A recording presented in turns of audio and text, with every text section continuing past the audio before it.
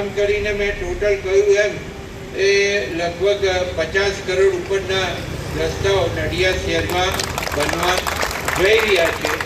અને આજે આપણે આપણા ભાઈ શ્રી અજયભાઈના હસ્તે, મારા હસ્તે, સૌ મંચસ્થ મહાનુભાવોના હસ્તે આ બધા રસ્તાઓની ખાતમુહૂર્ત કરવામાં અહીંયાથી જ આવશે. સાથે સાથે આપણા કમિશનર શ્રીની બદલી થઈ ગઈ છે અને કમિશનર શ્રીએ એમનો 1 વર્ષ અને 3 મહિનાની અંદર લગભગ 400 કરોડ રૂપિયાના કામો આપણા શહેરની અંદર હાલ ચાલુ છે. એ કામગીરી ચાલુ છે. એ તો હું બોલતો નથી કારણ કે ઘણું લાંબુ થઈ જશે. પણ જ્યારે જ્યારે અમે વોર્ડમાં, હવે તો ઇલેક્શન આવવાનું છે ભાઈ, હશો ને? આટલા કરોડો રૂપિયા હવે મહાનગરપાલિકા જઈ ભૂપેન્દ્રભાઈ સાહેબે, એટલે ઇલેક્શને આવવાનું છે. એટલે હવે થોડું ઇલેક્શન માટે બધું બાકી રાખું કારણ કે એમાં અમારે બોલવા તો જોઈશે ને બધું. એટલે અત્યાર સુધી ખાડો બતાવે ફોટો પાડીને, અને કઈ પણ થયું હોય તો કે પંકજભાઈ, કઈ પણ બાબત બને એટલે પંકજભાઈ, મારું નામ સીધે સીધું જોડી જ દેવાનું. પણ એટલે ખાડો પડ્યો, રસ્તો કઈ તૂટ્યો તો તૂટ્યો હોય તો એ કરવાનું એ અમારે જ છે ભાઈ, પણ કરશે એન્જિનિયરો. અને આ વખતે માનનીય મુખ્યમંત્રી શ્રી ભૂપેન્દ્રભાઈ પટેલ સાહેબે ખાસ એક આયોજન એવું કર્યું કે દરેક કામોની ગુણવત્તા જળવાય એના માટે એમની સ્પેશિયલ ટીમો અને કમિશનરની જવાબદારી, અને સાથે એમના આસિસ્ટન્ટ કમિશનરો હોય કે એમના ટૂંકમાં એન્જિનિયરો હોય, આ બધાની જવાબદારી.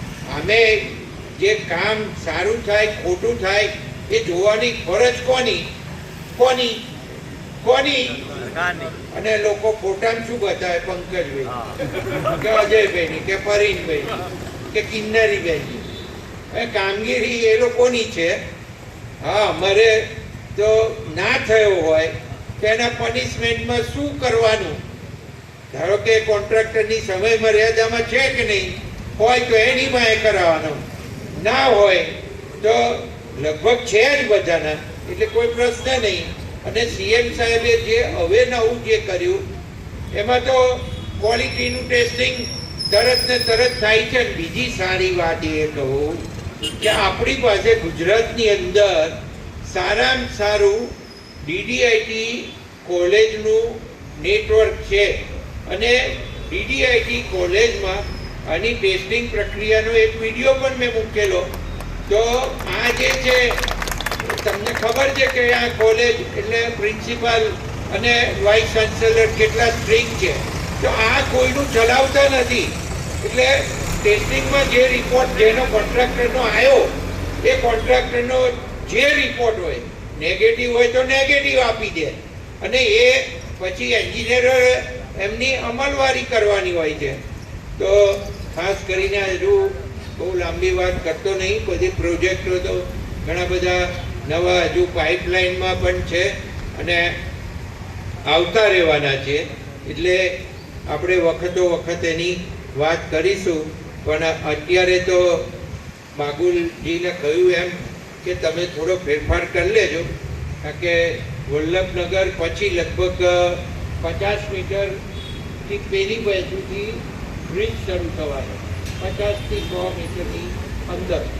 એટલે એ બ્રિજ શરૂ થાય ગલતી એ થોડી એમાં કાર્પેટ રાખજો ગઢનારા સુધીની, અને પછી એ જે સિમેન્ટ કોન્ક્રીટનો ભાગ છે એ તમે અહીંયા જે કેનાલ છે કેનાલથી પીચ રોડ સુધી, અરે પીચ એટલે ઓવરબ્રિજ સુધી આપણા ત્યાં સુધીનો રસ્તો સિમેન્ટ કોન્ક્રીટનો થઈ જાય એવું આયોજન કરજો તો આપણને કોઈ મુશ્કેલી નહીં પડે. અને આવનારા દિવસોની અંદર અહીંયા જ્યારે સ્ટેટ ગવર્મેન્ટના રસ્તાઓના પણ ઘણા બધા કામો આપણા થયેલા છે, તો બાગુલજીને કહું કે ખાસ તમે ક્વોલિટી જળવાય એવું આયોજન રાખજો. અને આ જે નવા રસ્તાઓ પણ જે આપણે મંજૂરી કરીને આપ્યા છે એ પણ બંને અહીંયા આસિસ્ટન્ટ કમિશનર શ્રીઓ હાજર છે. તે બંને કમિશનર શ્રીઓને કહું કે તમે આની પૂરતી ક્વોલિટી જળવાય, અમને કોઈ ફરિયાદો ના આવે એવું ખાસ આયોજન આપ સર્વે કરજો એવી વિનંતી સાથે અહીંયા જે આ પ્રોગ્રામ ગોઠવ્યો એ બદલ ખૂબ ખૂબ આભાર. ભારત માતા કી જય. વંદન. સૌ પહેલા તો એવું હતું કે ખાલી પીજ રોડનું ખાતમુહૂર્ત છે, એટલે પીજ રોડ એકલાનું ખાતમુહૂર્ત હતું, એટલે એની જાહેરાત થઈ. એટલે ગઈકાલ બપોરથી અત્યાર સુધી વોટ્સએપ પર જુદા જુદા વિસ્તારમાંથી મેસેજો આવવા માંડ્યા, પંકજભાઈ પર અને મારા પર અને અન્ય લોકો પર પણ આવ્યા છે કે અમારા વિસ્તારનો આ રસ્તાનું ખાતમુહૂર્ત બાકી છે, અમારા વિસ્તારના આ રસ્તાનું આ કામ બાકી છે. પણ જ્યારે એમણે વાંચ્યું ને ત્યારે જેટલા વોટ્સએપ મેસેજ આવ્યા છે એ બધાને આપમેળે જવાબ મળી ગયો કે આખા નડિયાદનું બધું જ કામ આમાં આવરી લેવાય. અને થોડી ઉતાવળમાં બધા જ ખાતમુહૂર્ત પંકજભાઈએ કર્યા છે, કારણ કે ચૂંટણી જાહેર થઈ જાય ને એટલે એને અટકાવવા વાળા લોકો તૈયાર બેઠા છે. એટલે પ્રજાના હિતમાં ચૂંટણી પહેલા વહેલામાં વહેલી તકે આનું ખાતમુહૂર્ત થઈ જાય, ચૂંટણી એ વિકાસના કામમાં નડે નહીં અને નગરનો વિકાસ ચૂંટણીના લીધે અટકે નહીં એની ચિંતા કરીને આજે આ કાર્યક્રમ ગોઠવવામાં આવ્યો છે. અહીંયા જ્યારે ખબર પડી કે અગાઉથી મંજૂર કરેલું બ્રિજનું કામ પણ આવનારા દિવસોમાં થવાનું છે, તો એ વિસ્તારમાં થોડું ખોદકામ કરવું પડશે, લાઈનો થોડી આગી પાછી કરવી પડે, એવું બધું થાય તો સરકારના નાખેલા પૈસાનું નુકસાન ન જાય એટલા માટે એ વિભાગથી આગળ સીસી રસ્તો કરવો અને પાછળ ડામર રસ્તો કરવો એવું ધારાસભ્યશ્રીએ કહ્યું. એ બોલતા હતા ને ત્યારે મેં પાછળ અધિકારીશ્રીને પૂછ્યું કે શું આ શક્ય તો છે ને? એટલે કે હા, જનહિતમાં શક્ય છે, પણ હું તમને ચોક્કસ કહી દઉં જનહિતમાં શક્ય છે ને તો પણ પેલા લોકો પંકજભાઈનું નામ દઈને અરજી તો કરશે ને.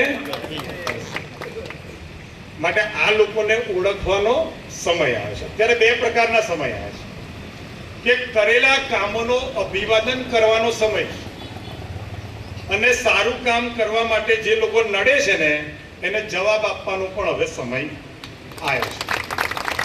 માટે જે નગરના સેવકોએ, જે વિધાનસભાના સભ્યોએ, જે ગામના આગેવાનોએ ભેગા થઈને આ ગામને મહાનગર તરફ પ્રયાણ કરાયું છે, એટલી મોટી કલ્પના સાથે આવનારા દિવસોમાં મહાનગર વિકાસ તરફ લઈ જવાનું છે, એને મજબૂતી આપવા માટે અને સમર્થન આપવા માટે આ કાર્યક્રમ પછીનું જવાબદારી આપ સૌની છે. હું મીડિયાના માધ્યમથી સમગ્ર નડિયાદની જનતાને એવું કહેવા માંગુ છું કે માનનીય મુખ્યમંત્રીશ્રીએ આ બજેટમાં 15 મહાનગરો માટે અંદાજે 34,000 કરોડ રૂપિયાની ફાળવણી કરી અને મહાનગરની સુખાકારી માટે, મહાનગરની સુચારુ વ્યવસ્થા માટે આ ભંડોળનું આયોજન કર્યું. ત્યારે એનો વિરોધ કરનારી પાર્ટીઓ પણ ઊભી થઈ અને મહાનગરના વિકાસના આડે એ લોકોએ એના વિરુદ્ધમાં નિવેદન પણ કર્યા છે. આવા લોકો આવનારા દિવસોમાં તમારી વચ્ચે આવશે. તમારે સૌએ પ્રજા જોડે જઈ, નગરનું હિત ઈચ્છતા હોય એ લોકો જોડે જઈ અને આનો જવાબ આપવાનો છે. સમગ્ર દેશ અત્યારે વૈશ્વિક યુદ્ધના સંકટમાં મોંઘવારીનો સામનો કરી રહ્યું હોય, હાડમારીનો સામનો કરી રહ્યો હોય, ત્યારે આપણા સફળ અને આગળનું વિચારનારા પ્રધાનમંત્રીએ આ દેશના એક પણ નાગરિકને લેશ માત્ર તકલીફ પડવા દીધી નથી. આ એમના કામ પર ભરોસાની મોહર માંગવાનો સમય પણ આવનારા દિવસોમાં આવી ગયો છે. આજે આમ તો કાર્યક્રમ આવતીકાલે રાખવાનો હતો, પણ મારે પ્રધાનમંત્રી શ્રી વાવથરાદ આવે છે એટલે ત્યાં જવાનું હોવાના કારણે પંકજભાઈ એક દિવસ આગળ કાર્યક્રમ કર્યો. ત્યાં આગળ પણ અનેક રાજ્યના વિકાસના કામો, સહકારના કામો, સાથે સાથે એરફોર્સનું નવા સ્ટેશનનું લોકાર્પણ થઈ રહ્યું છે. આ યુદ્ધની પરિસ્થિતિમાં એક નવું એરફોર્સ સ્ટેશનનું લોકાર્પણ થવા જઈ રહ્યું છે, જ્યાંથી આજુબાજુના દેશો એ એરફોર્સ સ્ટેશન પર આપણી સેના તૈનાત હોય તો આગા પાછા ના થઈ શકે એની વ્યવસ્થા પણ આદરણીય વડાપ્રધાન નરેન્દ્રભાઈ મોદી કરે છે.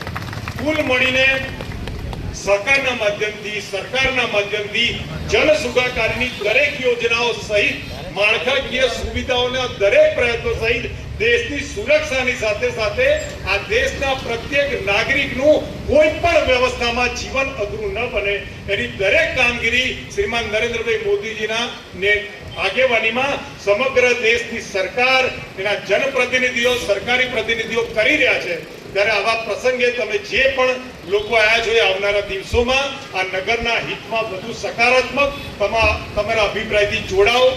જે લોકો સારું કામ કરે છે એના હાથ મજબૂત કરો, અને જે લોકો ગામના વિકાસને માત્ર એક નાટક મંડળી બનાવી અને ગામને બદનામ કરવાનો પ્રયત્ન કરે છે એને નડિયાદની અસ્મિતા સુરક્ષિત રાખવા માટે આવનારા દિવસોમાં જવાબ આપો એવી અભ્યર્થના. ભારત માતા કી જય.